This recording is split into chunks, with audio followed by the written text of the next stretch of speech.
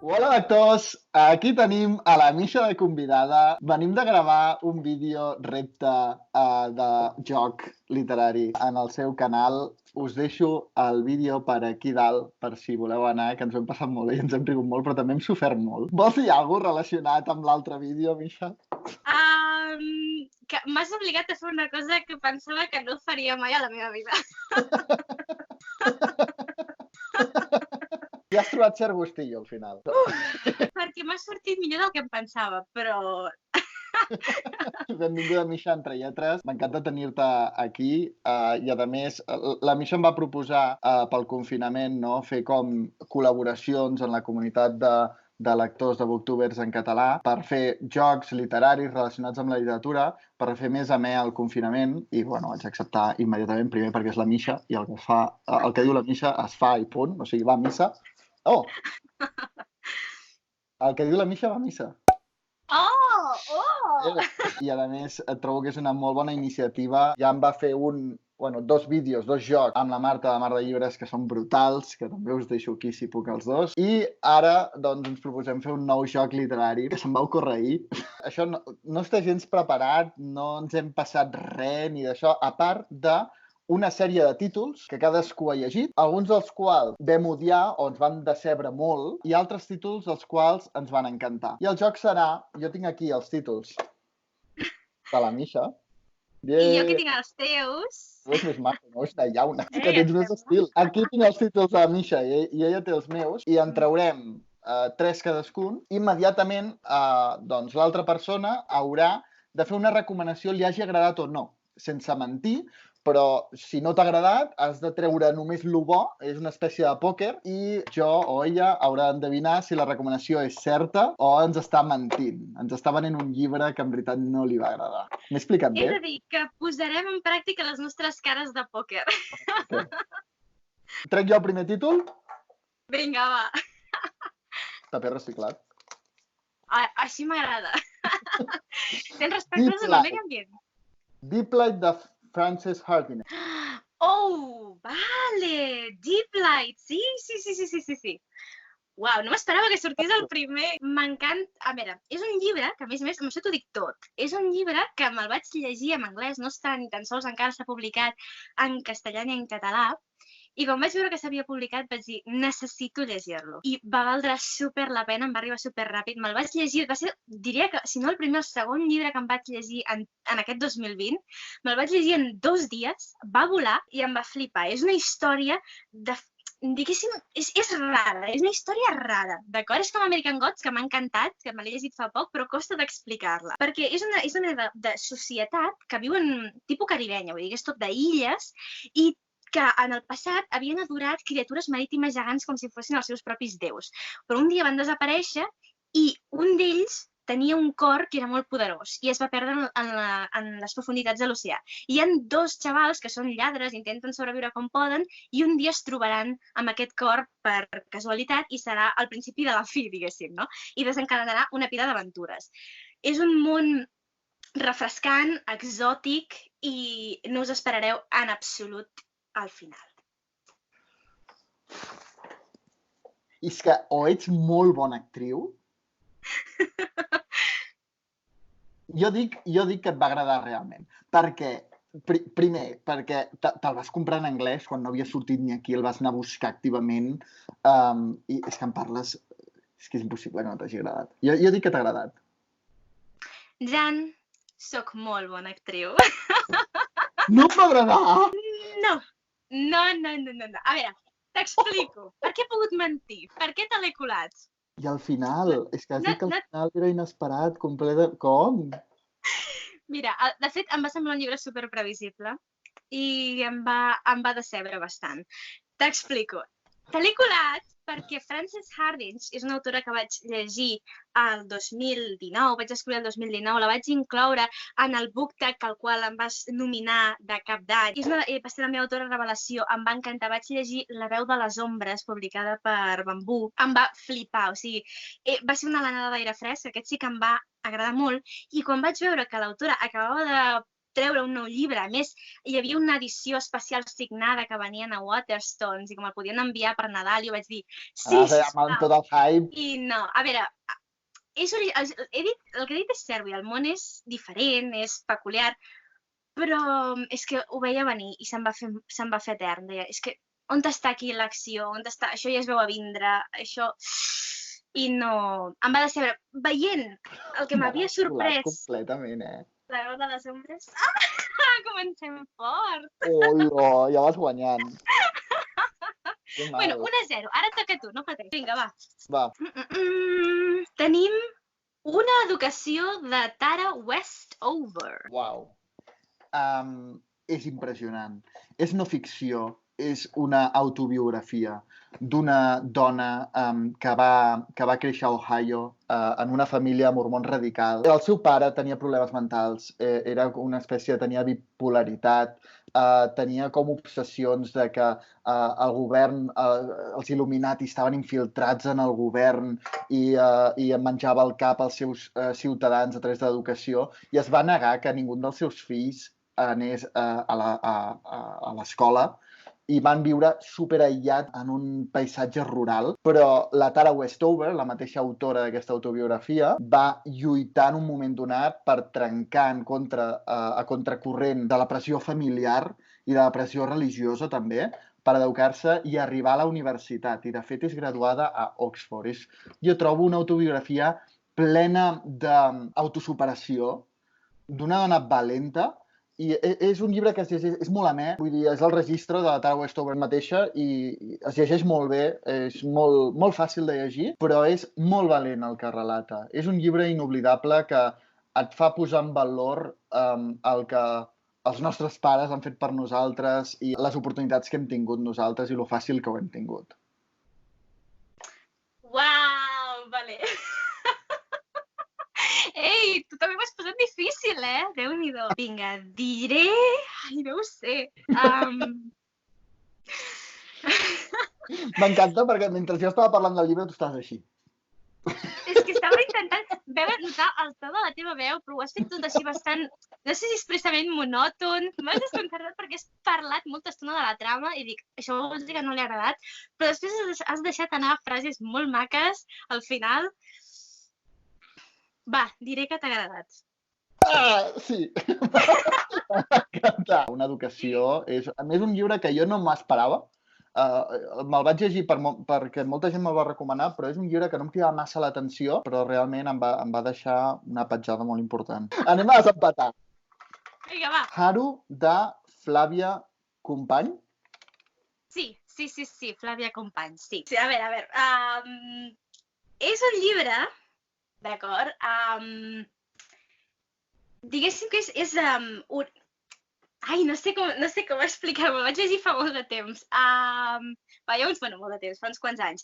És, diguéssim, la història d'una noia, d'acord? Com passa tota un viatge personal, d'acord? És en un món així oriental, que no et diu que estigui a cap país, però saps que és un món oriental, però així com que no està situat a cap lloc, diguéssim. I el seu viatge comença sent un aprenent, no?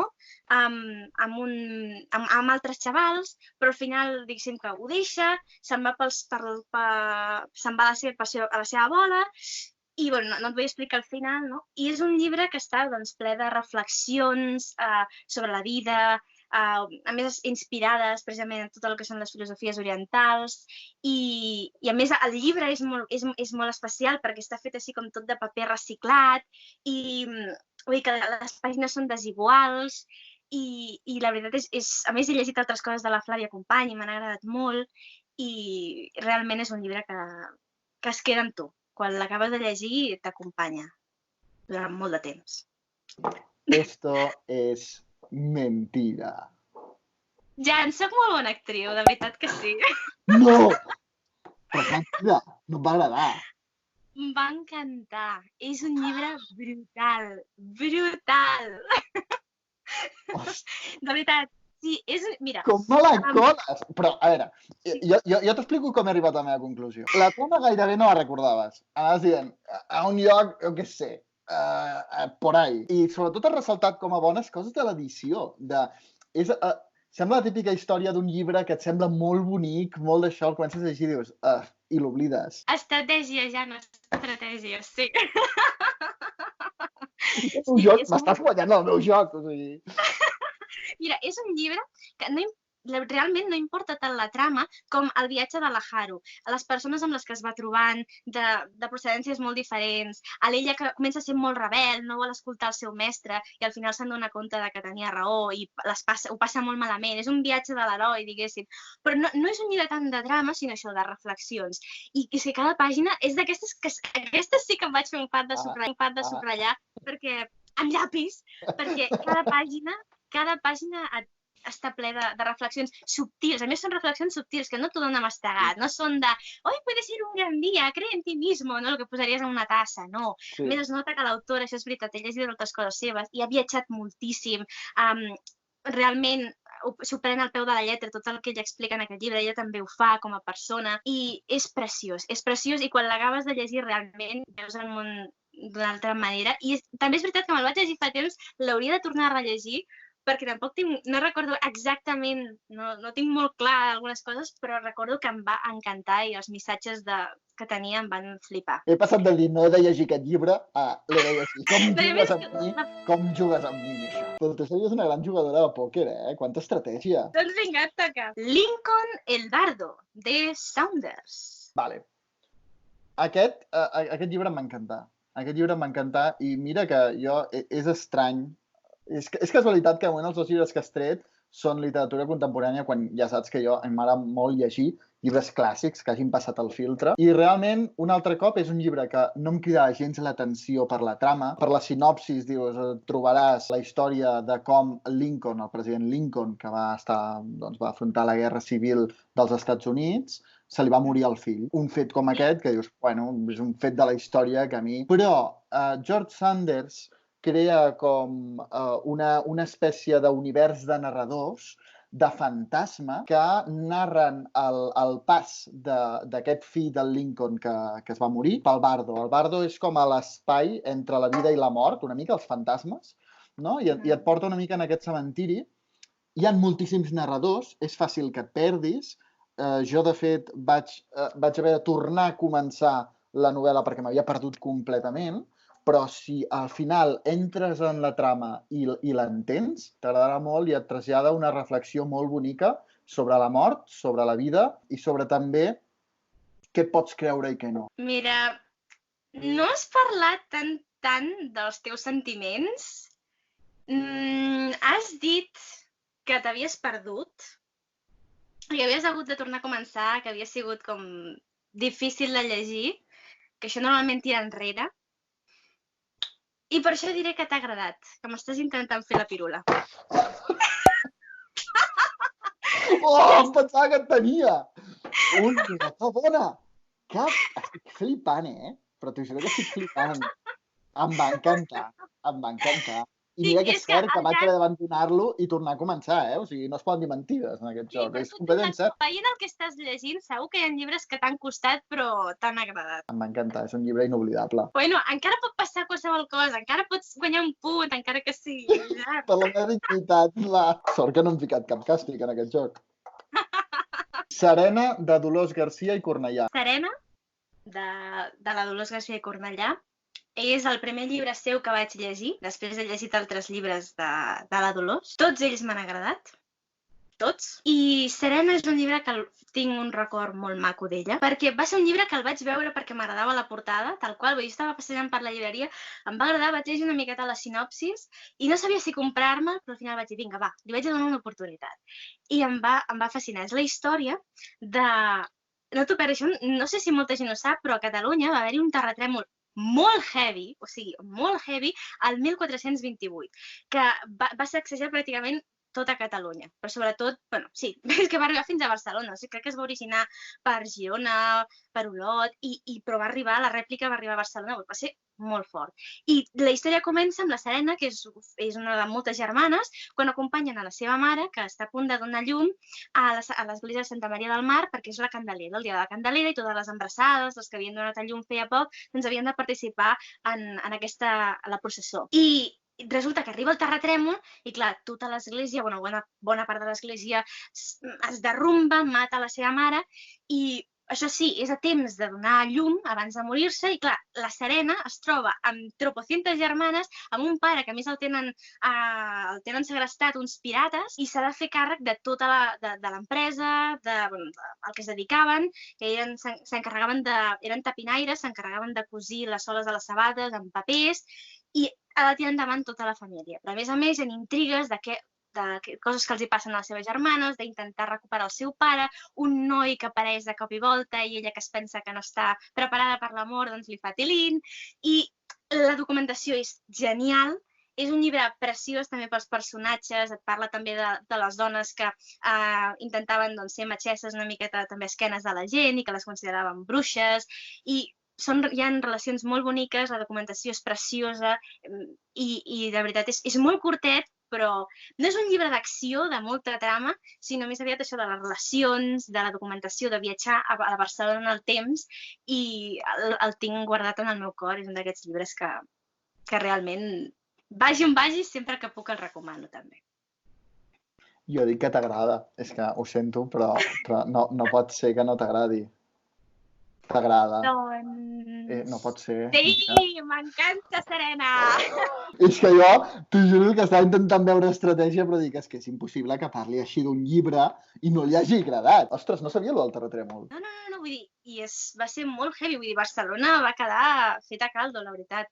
I, de fet, el Jaume I ho va narrar al seu llibre dels fets i per això també se sap, es té constància. I, clar, l'autora va agafar aquest fet i es va inventar una història d'una noia que a més té 14 anys, és superjove i té com 50.000 germanes, va tirar endavant i és molt maco, és un llibre molt maco. És molt difícil escriure aquest tipus de novel·les, perquè entre la documentació que has d'investigar molt, però també ho has de saber conjugar amb una bona història. És molt maco. A més, és curt, és juvenil, però penso que és un llibre que tothom pot llegir i és molt maco. La relació que té la Serena amb els seus veïns, amb les persones que l'ajuden, també és intel·ligent. És molt xulo. A més, té girs inesperats, una mica d'intriga.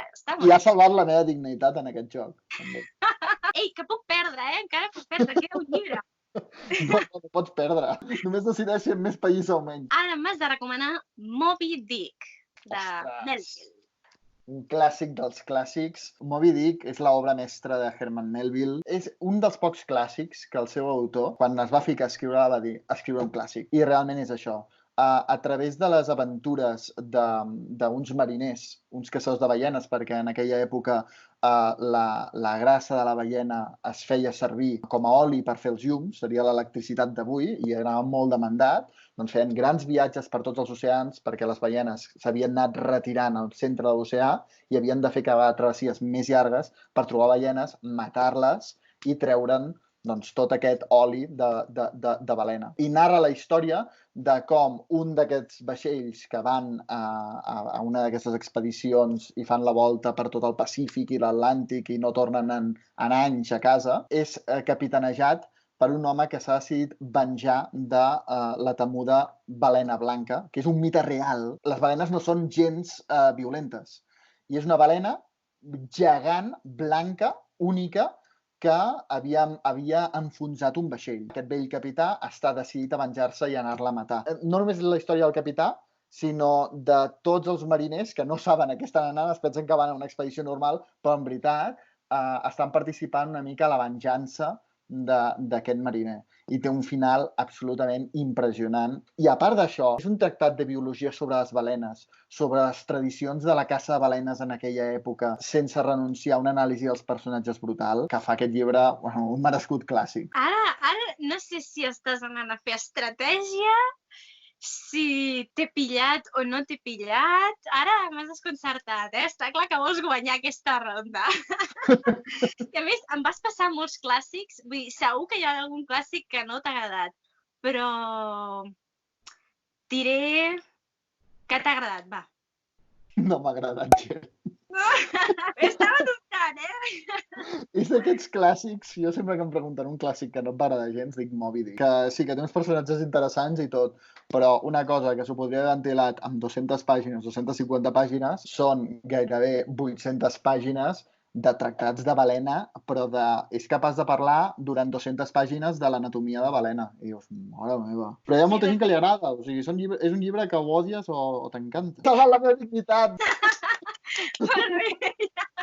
Recuperada final. Uau, jo la veritat, és la primera vegada que faig una cosa d'aquestes i no sabia com sortiria, no sabia si picaries, però t'he casat. Moltíssimes gràcies, Xia, per animar-te a aquest joc i per estar al meu canal i bueno, aquí ja saps que sempre estàs convidada. I això, moltíssimes gràcies. Igualment, Jan, moltes gràcies. Fins a la propera. Adéu. Amb tu me'n vaig.